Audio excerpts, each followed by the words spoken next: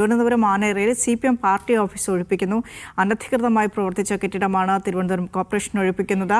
നേരത്തെ രജീഷ് നരിക്കുരേന്ദ്രൻ തത്സമയ വിശദാംശങ്ങൾ നൽകിയതാണ്. ഇപ്പോൾ സ്ഥലത്ത് CPM പ്രവർത്തകർ പ്രതിഷേധിക്കുന്നുണ്ട് എന്നാണ് മനസ്സിലാക്കുന്നത്. രജീഷ്, നേരത്തെ നോട്ടീസ് ഒന്നും നൽകിയിരുന്നില്ല, പ്രവർത്തകരെ അറിയിച്ചിരുന്നില്ലേ കെട്ടിടം ഒഴിപ്പിക്കാൻ പോവുകയാണ്, എന്താണ് അവിടെ പ്രതിഷേധം?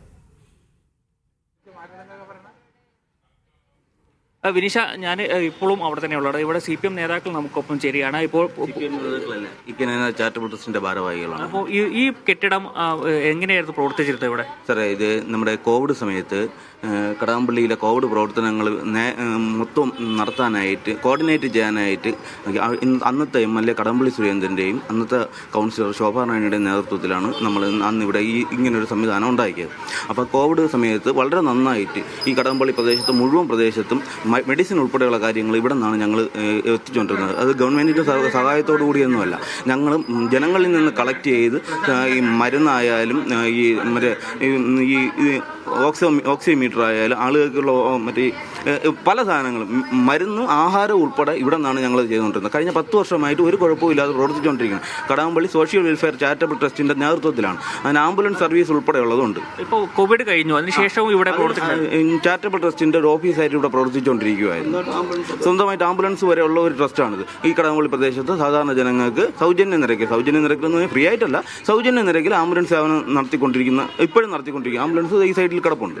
ഇപ്പോൾ ഈ കോർപ്പറേഷൻ നേരത്തെ നോട്ടീസ് തന്നില്ലോ, ഈ ഒഴിഞ്ഞു പോകാൻ വേണ്ടി നോട്ടീസ് തന്നു. അതിന്റെ അടിസ്ഥാനത്തിൽ ഞങ്ങൾ മേയറെ കണ്ട് സംസാരിച്ചു. ഇന്നലെ ട്രസ്റ്റിന്റെ ഭാരവാഹികളും പഴയ കൗൺസിലറായ PK ഗോപകുമാറും കൂടെ ചേർന്നിട്ട് ഈ ട്രസ്റ്റിന്റെ മേയറെ കണ്ട് സംസാരിച്ചു. അപ്പോൾ മേയർ പറഞ്ഞു ഒരു കാരണവശാലും പൊളിക്കാതിരിക്കാൻ പറ്റില്ല, ഇവിടുന്ന് ഭയങ്കരമായിട്ടുള്ള പ്രഷർ ഉണ്ടെന്ന് പറഞ്ഞു.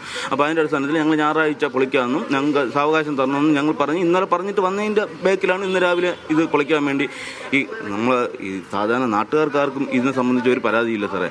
ഇവിടുത്തെ കൗൺസിലർ, ഈ BJP കൗൺസിലർ ഇപ്പം കഴിഞ്ഞ ഒരു 4-5 മാസത്തിന് മുമ്പ് ഇവിടെ ഇലക്ഷനിൽ ജയിച്ചു. അതിനുശേഷം മാത്രമാണ് ഈ പ്രശ്നങ്ങൾ ഇവിടെ തുടങ്ങിയത്.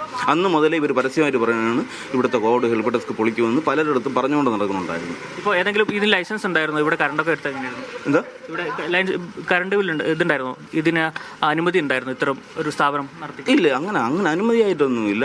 പക്ഷേ അധികാരികളുടെ ഇവിടെ ഈ കോർപ്പറേഷനിലുള്ള ഉദ്യോഗസ്ഥർ ഇവിടെ ഇലക്ട്രിസിറ്റി അടക്കം ഉണ്ടായിരുന്നു. അപ്പോൾ ഈ ഏതെങ്കിലും തരത്തിൽ അനുമതി ഇല്ലാതെ അതൊക്കെ എങ്ങനെ എടുക്കാൻ പറ്റുമോ?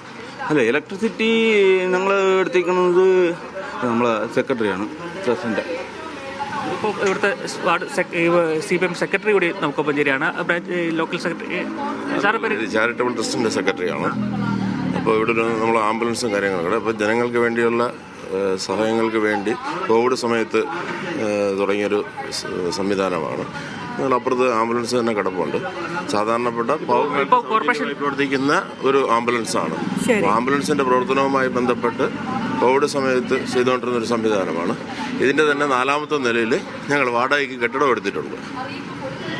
അപ്പോൾ അറിയിപ്പെന്ന് പറഞ്ഞാൽ ഇപ്പോൾ എന്തായാലും കോർപ്പറേഷൻ പൊളിച്ചേ പോകുള്ളൂ എന്ന നിലപാടാണ് അവർ സ്വീകരിച്ചുകൊണ്ടിരിക്കുന്നത്. ഇന്നലെ മേയർ നേരിട്ട് കണ്ടതാണ്. അപ്പോൾ മേയർ നമുക്ക് പരിഗണിക്കാൻ ചാരിറ്റബിൾ ട്രസ്റ്റിൻ്റെ ഒരു സംവിധാനമല്ലേ എന്ന് നേരിട്ട് പറഞ്ഞതാണ്. മേയറെ നേരിട്ട് കണ്ട് റെപ്രസെൻറ്റേഷൻ കൊടുത്ത് അതുമായി ബന്ധപ്പെട്ട കാര്യങ്ങളെല്ലാം സംസാരിച്ചതാണ്. മേയർ പരിശോധിക്കാമെന്ന് പറഞ്ഞതാണ്. ഇന്ന് രാവിലെ തന്നെ പൊളിക്കാൻ വന്നത്. പിന്നെ ഇവിടെ ഒട്ടിച്ചിരുന്ന ഒരു സാധനം വെച്ചാൽ ഫയൽ നമ്പറോ ഒരു കാര്യങ്ങളോ ഒന്നും ഇല്ലാത്ത വെറും ഒരു നോട്ടീസ് കൊണ്ട് ഒട്ടിച്ചിട്ട് പോവുകയാണ് ചെയ്തത്.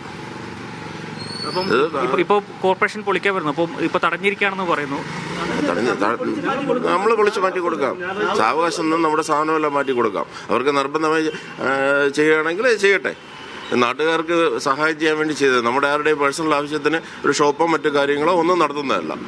ഒരു ചാരിറ്റബിൾ ട്രസ്റ്റിന്റെ കാര്യവുമായി ബന്ധപ്പെട്ട് പ്രവർത്തിക്കുന്ന ഒരു സ്ഥാപനമാണ്. നിങ്ങൾക്ക് അത് ബോധ്യപ്പെടാം. അപ്പുറത്ത് ആംബുലൻസും കാര്യങ്ങളും എല്ലാം കിടപ്പുണ്ട്. കൗൺസിലറുടെ നിർബന്ധ ബുദ്ധിയോടുകൂടി കാര്യങ്ങൾ ചെയ്യുന്നതാണ്. ഇവർ പറയുന്നത് ഇവിടുന്ന് ഏറ്റവും കൊടികളും സാധനങ്ങളൊക്കെയാണ് ഇവിടുന്ന് എടുത്ത് മാറ്റിയെന്നാണ് പറയുന്നത് പാർട്ടിയുടെ. അത് ഇതിനെപ്പറ്റിയൊന്നും അറിയത്തില്ല. സ്വാഭാവികമായിട്ടും അതുമായി ബന്ധപ്പെട്ട അത്രയും കാര്യം നിങ്ങൾ ബാക്കി നോക്കണം. നിങ്ങൾക്ക് നേരിട്ട് ബോധ്യപ്പെടാമെന്നുള്ള കാര്യങ്ങളല്ലേ കിടക്കുന്നത്.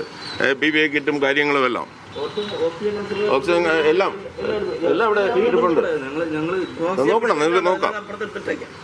എന്നാലും മേയറോട് ഇതുമായി ബന്ധപ്പെട്ട സാവകാശം ചോദിച്ചിരുന്നു. അത് നൽകാതെയാണ് ഇപ്പോൾ കൗൺസിലറുടെ നേതൃത്വത്തിൽ ഇപ്പോൾ പൊളിക്കൽ നടപടിയിലേക്ക് കടന്നിരിക്കുന്നതാണ്. ഇതുമായി ബന്ധപ്പെട്ട ചാരിറ്റി നാനാർ ചാരിറ്റി അസോസിയേഷന്റെ ആളുകളൊക്കെ പ്രതികരിക്കുന്നത്. ശരി രജീഷ്.